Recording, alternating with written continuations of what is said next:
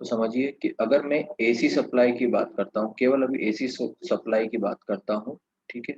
AC supply की dear students अगर मैं बात करूँ, तो जब भी एसी वोल्टेज मैं यहाँ से देता हूँ इस रेजिस्टेंस को, ठीक है? तो उसके अंदर क्या प्रोड्यूस होती है? हीट एनर्जी, जिसका फॉर्मूला होता है आई स्क्वायर आर। मतलब इलेक्ट्रिकल एनर्जी बच्चों काय में कन्वर्ट हो रही है बताइए?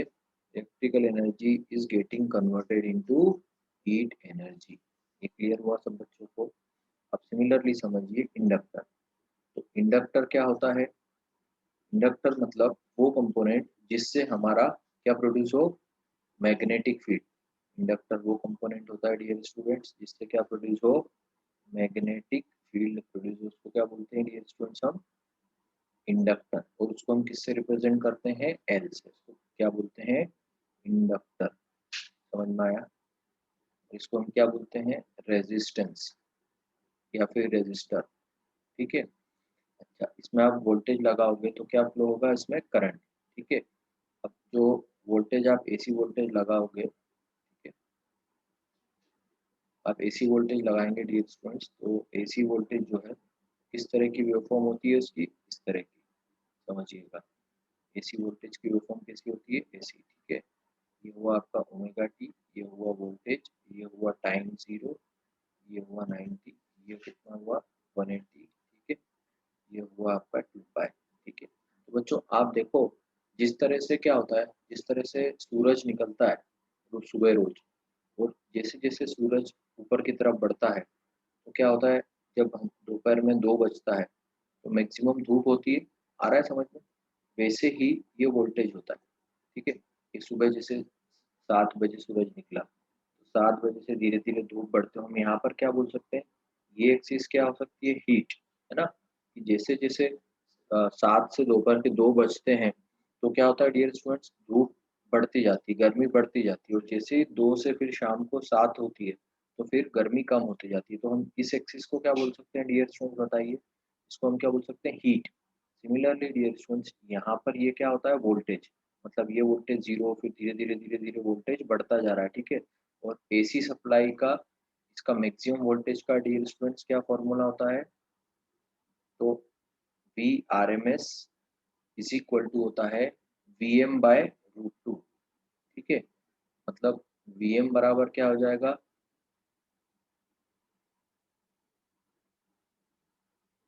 वी एम बराबर क्या हो जाएगा? V R M S into root to.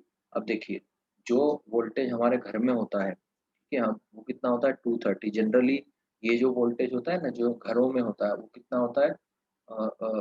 230। तो अब कभी भी हमसे कोई पूछे कि आर एम एस वैल्यू मतलब, तो बोलना कि सर जो हमारे घर में वोल्टेज आता है ना, जो होता है उसको हम आर एम एस वोल्टेज बोलते हैं। ठीक है। तो इसको जब आप मल्टीप्लाई करते हैं तो ये 312 कुछ आता है, 312 वोल्ट। ठीक है। ठीक है। तो ये आया समझ में आपको? तो इसको क्या बोलते हैं डियर स्टूडेंट? वी मैक्स मतलब ये वाला वोल्टेज। मतलब ये कौन सा वोल्टेज हो गया डियर स्टूडेंट्स? Maximum voltage. ये क्लियर हुआ आपको? यहाँ तक बात क्लियर है सबको? ठीक है। अब तीसरा कंपोनेंट होता है डियर स्टूडेंट्स, कैपेसिटर। ठीक है। तो कैपेसिटर क्या करता है? ठीक है, कैपेसिटर क्या करता है? कैपेसिटर को हम सी से रिप्रेजेंट करते हैं।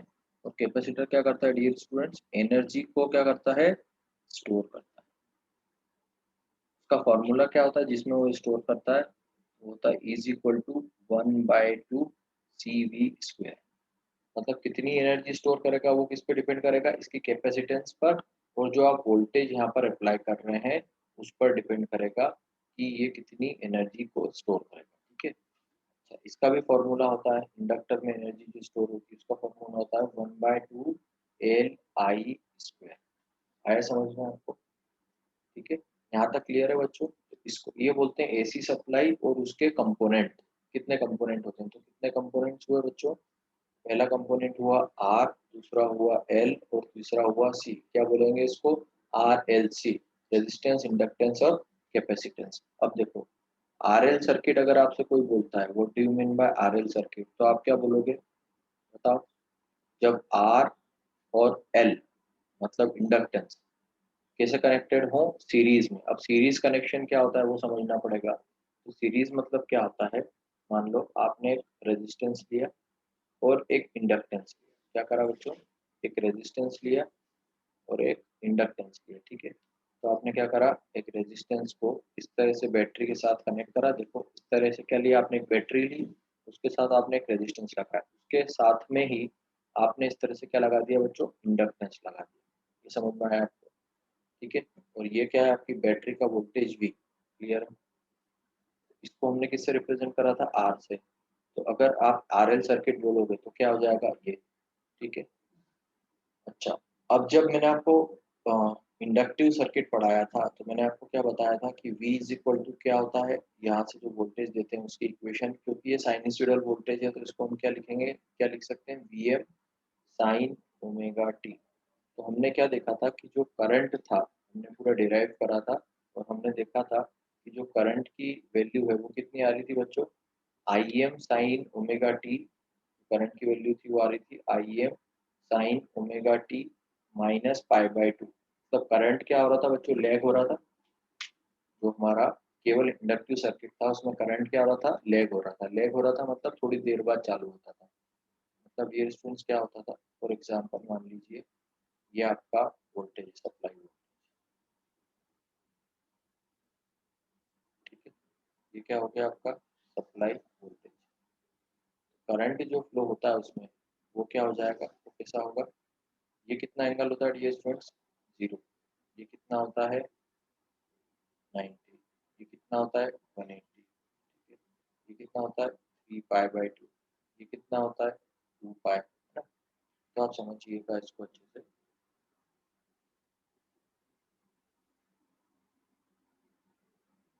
है।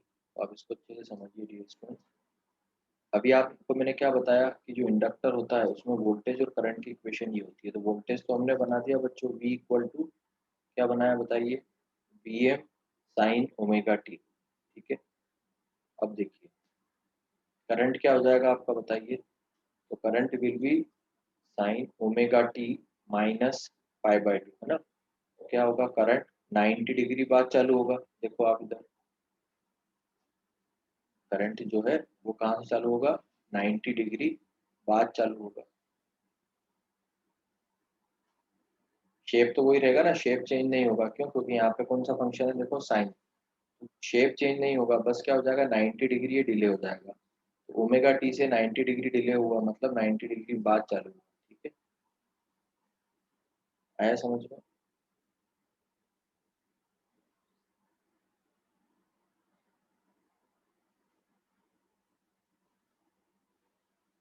ठीक है। देखो ये देखो, ये क्या हुआ 90 डिग्री बाद चालू, आया समझ में। तो ये क्या हो जाएगा आपका करंट आई, ठीक है। और ये क्या होगा वी, ठीक है। और ये क्या होगा आई एम। अब हमने पढ़ा था कि आई एम की वैल्यू कितनी थी, V M upon omega L, है ना। यही निकाली थी ना हमने आई एम की वैल्यू, ठीक है। तो बच्चों यहाँ पर आपने क्या देखा कि 90 डिग्री शिफ्ट हुआ। अब इंग्लिश में एक वर्ड होता है बच्चों, उसको बोलते हैं फेज। क्या होता है वर्ड इंग्लिश में, फेज, ठीक है। इंग्लिश में एक वर्ड होता है डियर स्टूडेंट, उसको बोलते हैं बच्चों फेज। फेज मतलब क्या होता है, अगर उसको हम हिंदी में देखें, what do you mean by phase. Phase का मतलब होता है टाइम इंटरवल, है ना। फेज का मतलब क्या होता है डियर स्टूडेंट्स, फेज, अगर मैं एक वर्ड बोलता हूँ फेज, इसका मतलब होता है टाइम इंटरवल, ठीक है। अब इस टाइम इंटरवल का क्या मतलब है समझिए।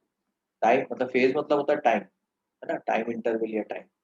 अब अगर मैं वर्ड यूज करता हूँ फेजर, फेजर मतलब इसी से रिलेटेड। तो देखिए अगर मैं आपसे बोलूँ कि हमारा जो ये वाला है इंडक्टर है, इस इंडक्टर के केस में अगर आपको तो डेरिवेशन समझ में आया हो, तो इस इंडक्टर के केस में जो अगर मैं ऐसा लिखूं, करंट जो है, करंट, ये वाली करंट वेव फॉर्म, ये वोल्टेज से, इससे वोल्टेज से 90 डिग्री फेज में है।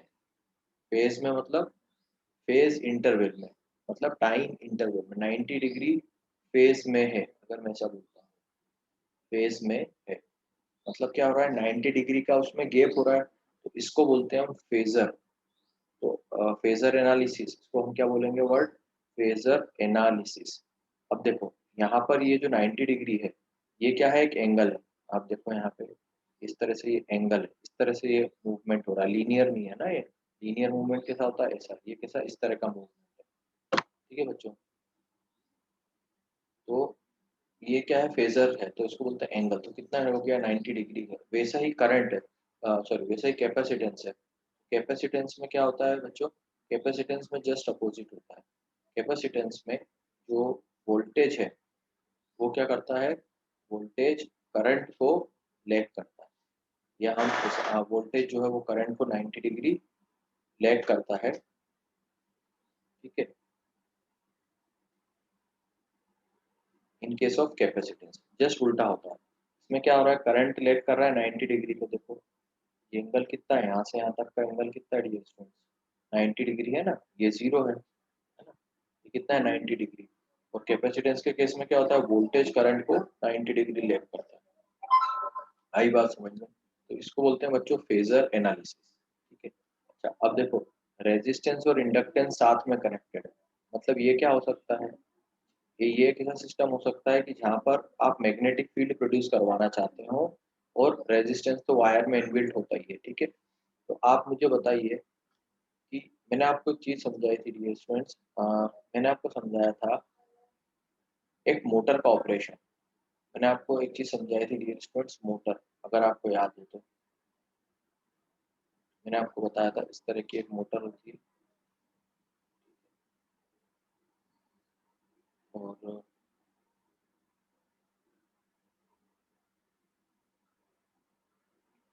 इस तरह की एक मोटर होती है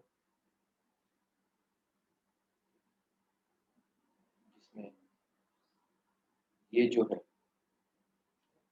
ये जो है भार वाला, ये क्या होता है, स्टेशनरी होता है या रुका हुआ होता है। क्या होता है, स्टेटर, रुका हुआ। ये होता है रुका हुआ पार्ट है। ठीक है, और ये जो होता है इसको बोलते हैं बच्चों रोटर। रोटर मतलब ये घूमता है, क्या करता है, रोटेट करता है, या हम इसको बोल सकते हैं ये घूमता है। अब क्या होता है, अब इसे कैसे घूमेगा, आपके घर में भी मोटर है पानी भरने की, है ना। तो वो कैसे घूमती है, या फिर आप फैन ले लो, आपके घर में फैन है, दोनों दोनों में मोटर लगी है, पंखा है ना आपके घर में। तो इसमें क्या होता है डियर स्टूडेंट्स कि हम क्या करते हैं, अगर मैं सिंगल फेस, अब दो टाइप के कनेक्शन होते हैं, मैंने आपको सिखाए थे, है ना। तो सिंगल फेस कनेक्शन मतलब कौन सा वाला बताओ, जिसके अंदर दो वायर लगे हैं। एक कौन सा होता है डियर स्टूडेंट्स, दो वायर में, पहला कहलाता है फेज और दूसरा कहलाता है न्यूट्रल। क्या कहलाता है, न्यूट्रल। तो जब इसमें दो लगे हों, ये हो गया आपका फेज और ये हो गया आपका न्यूट्रल। ठीक है, ये हो गया आपका फेज, ये हो गया आपका न्यूट्रल। दो वायर इसमें आए। तो बच्चों क्या होता है, मैं आपको पहले भी समझा चुका हूँ। अब देखो, प्लस माइनस बोलते हैं हम उसको। ठीक है, तो अब देखो जैसे ही आपने इसको इस तरह से दिया, ठीक है, तो यहाँ पर क्या होता है, इसके अंदर एक बाइंडिंग है। ये जो रेड वाला दिख रहा है ना, इसके अंदर बहुत सारे वायर लगे हैं इस तरह से, बहुत सारे वायर लगे हैं इस तरह से, समझ में आ रहा है। ये जो रेड वाला है स्टेटर, तो ये क्या करता है बच्चों, ये मैग्नेटिक फील्ड प्रोड्यूस करता है। क्या बनाता है ये, मैग्नेटिक फील्ड बनाता है। मतलब ये जो जगह है, ये जो खाली पड़ी जगह है, इसके अंदर क्या प्रोड्यूस करता है ये, मैग्नेटिक फील्ड। अब मैग्नेटिक फील्ड कैसे प्रोड्यूस करता है वो मैं आपको सिखा चुका हूँ, है ना। मैग्नेटिक फील्ड कैसे प्रोड्यूस होती है डियर स्टूडेंट्स, हम क्या करते हैं, एक फेरोमैग्नेटिक मटेरियल लेते हैं, और फेरोमैग्नेटिक मटेरियल में हम क्या करते हैं बताइए, हम इस तरह से एक वायर को बाउंड कर देते हैं। ठीक है, वायर लगा देते हैं और उसको यहाँ से करंट दे देते हैं। और ये किसका करते हैं, फेरोमैग्नेटिक मटेरियल, वो भी मैं बता चुका हूँ कौन कौन से फेरोमैग्नेटिक मटेरियल होते हैं। ठीक है, ओके। तो क्या होता है, हमको यहाँ पर मैग्नेटिक फील्ड मिलती है। आया समझ में, ये ग्रीन वाली क्या मिलती है स्टूडेंट्स, मैग्नेटिक फील्ड। ठीक है, अब समझिए, ये मैग्नेटिक फील्ड मिलने के बाद ये जो हमारी चीज है, ये है रोटर, ये घूमेगा। ठीक है, तो आप समझिए कैसे घूमता है ये। इसमें लगता है प्रिंसिपल इलेक्ट्रोमैग्नेटिक इंडक्शन का। मतलब इलेक्ट्रोमैग्नेटिक इंडक्शन क्या होता है कि जैसे आपने यहाँ पर करंट दिया एक वाइंडिंग में। ठीक है, अच्छा पहले तो ये समझ लो, ये जो रोटर है, ये जो घूम रहा है रोटर, और बच्चों जो स्टेटर है, ये रोटर जो घूम रहा है, और ये जो बाहर वाला स्टेटर है, ये दोनों ये दोनों के बीच में कांटेक्ट नहीं है, यहाँ पर कोई संपर्क नहीं है, इसके बीच में क्या है, एयर, क्या है यहाँ पर, हवा। ये जो आपको दिख रहा है रेड वाला, ये रेड वाला है, ठीक है, और ये क्या है, रोटर, अंदर घूमने वाला है ना, ये जो बाहर का केस है। इन दोनों के बीच में क्या है, एयर, हवा। तो क्या हो रहा है डियर स्टूडेंट्स, ये जो हवा है ना, तो अभी तो मैग्नेटिक फील्ड इस हवा में ही प्रोड्यूस हो रही है, ठीक है, समझ में आ रहा है आपको। मैग्नेटिक फील्ड कैसे प्रोड्यूस होती है, फेरोमैग्नेटिक मटेरियल से। यहाँ पर क्या हो रहा है dear students, magnetic field produce हो रही है, ठीक है। अब इस मैग्नेटिक फील्ड प्रोड्यूस होने से डियर स्टूडेंट्स क्या होता है समझिएगा, ये जो सेकेंडरी है हमारी, इस सेकेंडरी में इसको क्या बोलते हैं हम, स्टेटर वाइंडिंग, इसको बोलते हैं वाइंडिंग। क्या बोलते हैं डियर स्टूडेंट्स, वाइंडिंग, है ना। कौन सी वाइंडिंग, बाहर वाली, बाहर वाली को हम क्या नाम देंगे डियर स्टूडेंट्स, स्टेटर, क्या नाम देंगे हम, स्टेटर। और ये वाली कौन सी है, ये रोटर वाली, रोटर वाली वाइंडिंग कौन सी है, ये वाली, ठीक है, इसको हम बोलेंगे बच्चों रोटर वाली वाइंडिंग। अब आप समझिए कि जो आपने एनर्जी को प्रोड्यूस करा, वो एनर्जी कहाँ गई, यहाँ से जो इलेक्ट्रिकल एनर्जी दी आपने, वो काय में चेंज हो गई, इसके अंदर मैग्नेटिक फील्ड में। और मैग्नेटिक फील्ड में प्रोड्यूस होने के बाद हमको यहाँ पर एक ईएमएफ मिलता है, जिसको हम बोलते हैं प्राइमरी ईएमएफ, ईपी। और यहाँ पर हमको क्या मिलता है, सेकेंडरी ईएमएफ। अब देखो ये जो रोटर है ना, ये इसकी वाइंडिंग को हम क्लोज कर देते हैं यहाँ पर, तो इसके कारण क्या होता है, इसमें टॉर्क प्रोड्यूस होता है। क्या प्रोड्यूस होता है, टॉर्क। मतलब अब टॉर्क क्या होता है, तो जो रोटेशन में बल लगता है, जो रोटेशन में बल लगता है, फोर्स लगता है, फोर्स को हम हिंदी में बोलते हैं बल। तो जो रोटेशन में बल लगता है, मतलब आपका पंखा घूम रहा है, ठीक है, आपका जो फैन घूम रहा है, इस तरह से रोटेशन घूम रहा है, ठीक है, जो आपका फैन घूम रहा है वो इस तरह से रोटेशन घूम रहा है। तो वो जो रोटेशन घूम रहा है, वो ऐसे सीधा चलने वाला तो नहीं है, जैसे ट्रेन कैसे चलती है, सीधी चलती है, हम लोग कैसे चलते हैं, सीधे चलते हैं। या हमने किसी चेयर को खसकाया, या हमने टेबल खसकाई घर में, तो वो सीधे खसकती है ना, वो ऐसे घूम घूम के तो नहीं खसकती, लेकिन फैन तो घूम घूम के मूव करता है। तो रोटेशन में जो बल लगता है, फोर्स लगता है, उसका नाम क्या होता है बच्चों, टॉर्क। जबकि अगर हमको कोई टेबल कमरे में खसकानी हो, तो हम उसको क्या बोलेंगे, फोर्स। हम फोर्स अप्लाई कर रहे हैं, वही चीज घूमने में क्या हो जाती है, टॉर्क।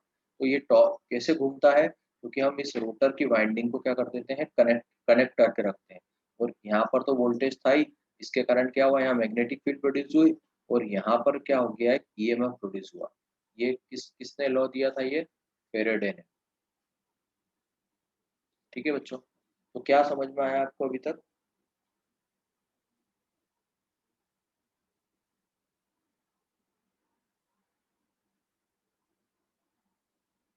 डियर स्टूडेंट्स, की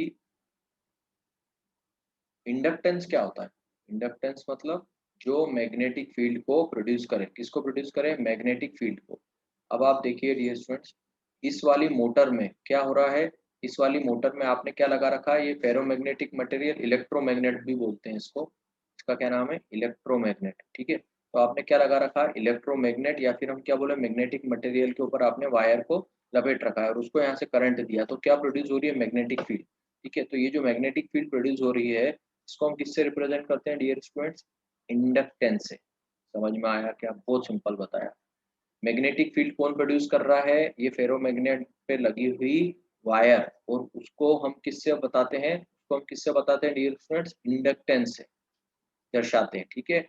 और एक और बात, उसके अलावा, उसके अलावा इस जो ये जो स्टेटर है, जो ये मैंने वाइंडिंग बताई आपको, इसमें डियर स्टूडेंट्स क्या है बताइए, इसके अंदर वायर भी लगा हुआ है ना, क्या लगा हुआ है इसके अंदर, वायर भी लगा है ना इसमें, ये सब वायर ही है ना इसके ऊपर जो लपटा हुआ है। तो मैग्नेटिक फील्ड प्रोड्यूस कर रहे थे, इसलिए इस तरह का शेप बना दिया। और रेजिस्टेंस था, है ना।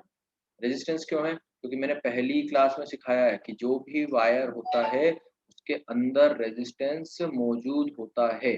इस पे हम और डिस्कस करेंगे, मेरे को याद दिलाना नेक्स्ट क्लास में, रेजिस्टेंस क्यों होता है उसमें हम वो डिस्कस करेंगे। अभी के लिए समझिए कि हर वायर के अंदर क्या होता है बच्चों, रेजिस्टेंस मौजूद होता है। इतना समझ में आया क्या आपको, ठीक है।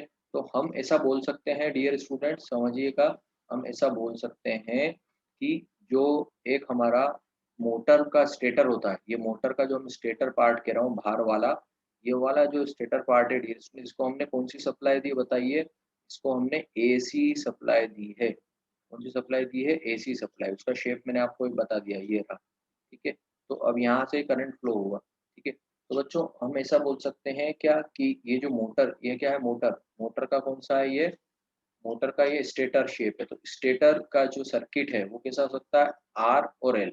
अब देखो मैं आपको ये भी समझा देता हूँ डियर स्टूडेंट्स, जो मैं आपसे बोल रहा हूँ कि एक जो वायर होता है, उस वायर के अंदर, जो वायर होता है डियर स्टूडेंट्स, उस वायर के अंदर क्या होता है, रेजिस्टेंस इनबिल्ट होता है। इसका क्या मतलब है, देखो एक जो वायर होता है ना, उसके अंदर क्या होता है, कई इलेक्ट्रॉन्स होते हैं। क्या होते हैं डियर स्टूडेंट्स, इलेक्ट्रॉन। और वो क्या करते हैं डियर स्टूडेंट्स, अलग अलग दिशा में भटकते रहते हैं। कोई इधर, कोई उधर, कोई इधर, है ना, अलग अलग दिशा में डियर स्टूडेंट्स भटकते रहते हैं। ठीक है। अब ये जो आपके इलेक्ट्रॉन्स हैं, ठीक है,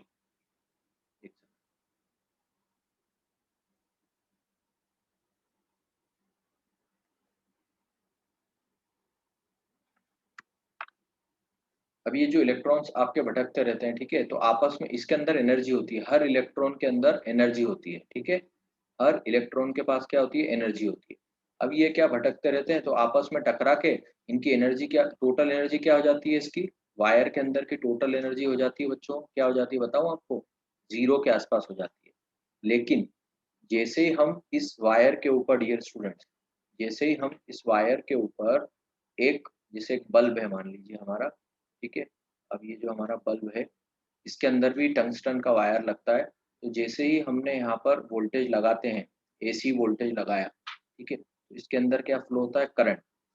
अब डियर स्टूडेंट्स क्या होता है, अब करंट कैसे फ्लो होता है समझो, ये जो वायर अलग अलग अभी आपस में टकरा रहे थे ना, रेंडमली घूमते हैं, इसको क्या बोलते हैं, randomly, they move randomly. Randomly मतलब जैसे मस्ती करते हैं आप लोग, तो कैसे ऐसे ऐसे खेलते हैं ना हम लोग, ठीक है, वैसे ही ये रेंडमली घूमते हैं। ठीक है, जैसे पार्टी में कोई डांस करते हैं, तो ऐसा तो नहीं है स्ट्रेट लाइन में खड़े होकर डांस करते हैं, कुछ तो भी हम डांस करते हैं ना इधर उधर घूम के। वैसे ही ये इलेक्ट्रॉन रेंडमली मूव करते हैं। लेकिन आप समझिए, जैसे ही हमने इसके अंदर वोल्टेज लगाया, ये वायर है, ये क्या है बच्चों, वायर है, जैसे ही हमने इसके अंदर ये वोल्टेज लगाते हैं, तो क्या होता है, ये जो इलेक्ट्रॉन रेंडमली घूम रहे थे, अब ये क्या करते हैं बच्चों, स्ट्रेट मूव करने लगते हैं। कैसे करने लगते हैं डियर स्टूडेंट्स, स्ट्रेट मूव करने लगते हैं, एक डायरेक्शन। और ठीक है, हाँ, लेकिन अब क्या होगा, आप जानते हैं पूरी दुनिया में कोई भी चीज आइडियल नहीं है। ठीक है, तो क्या होता है डियर स्टूडेंट्स कि ये जो इलेक्ट्रॉन रहते हैं सारे नहीं आते, कुछ इलेक्ट्रॉन अभी भी रेंडमली अलग अलग डायरेक्शन में मूव करते रहते हैं। ठीक है, तो उससे क्या होता है, क्या होता है बताइए, जो हम टोटल एनर्जी यहाँ से प्रोवाइड कर रहे हैं इसको, जो टोटल एनर्जी प्रोवाइड कर रहे हैं, वो टोटल की टोटल आउटपुट में नहीं जा रही है। ठीक है, थोड़ी बहुत एनर्जी क्या होता है इनके फ्रिक्शन में, मतलब कि देखिए, आप अपने हाथ को ऐसे करेंगे तो हाथ गर्म हो जाते हैं, होते हैं गर्म। वैसे ही क्या होता है बच्चों, यहाँ से जो आप एनर्जी दे रहे हो, वो इलेक्ट्रॉन आपस में टकरा रहे हैं, मतलब ये वाली जो इलेक्ट्रिकल एनर्जी है वो थोड़ी बहुत इनके टकराने में वेस्ट हो रही है। और उसको उसको ही हम क्या बोलते हैं, ये जो रेंडमली टकराने में वेस्ट होती है, इसको, ये जो रेंडमली टकराने में बच्चों वेस्ट होती है, तो हमारी जो इलेक्ट्रिकल एनर्जी हमने दी, वो थोड़ी बहुत काय में चेंज हो जा रही है, टकराने में हीट में वेस्ट हो जा रही है। तो यही चीज होती है रेजिस्टेंस।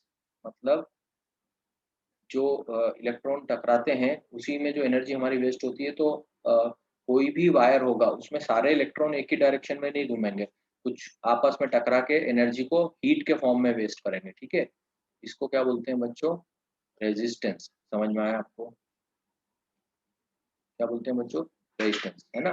तो जहां पर भी वायर लगा रहेगा, उसके अंदर क्या होता है, जहां पर भी वायर लगा रहेगा बच्चों, वहां पर क्या प्रोड्यूस होगा, वहां पर रेजिस्टेंस तो होगा ही होगा। आया समझ में आपको। तो उसी प्रकार ये जो स्टेटर है, जो बाहर का ये जो बाहर का डब्बा बोल रहा हूँ मैं, इसके अंदर इस तरह के वायर्स लगे हुए हैं और इस तरह की कोर लगी हुई है मैग्नेट की। तो वायर लगा है तो उसके अंदर रेजिस्टेंस तो हो गई, और वो मैग्नेटिक फील्ड प्रोड्यूस कर रहा है, इसलिए उसमें एल हो गई। तो हम क्या बोल सकते हैं कि स्टेटर जो है मैग्नेटिक फील्ड का, मतलब बाहर का हिस्सा जो है मैग्नेटिक फील्ड का, वो, उसमें रेजिस्टेंस भी होगा और उसमें इंडक्टेंस भी होगा। क्लियर हुआ, क्लियर हुआ बच्चों।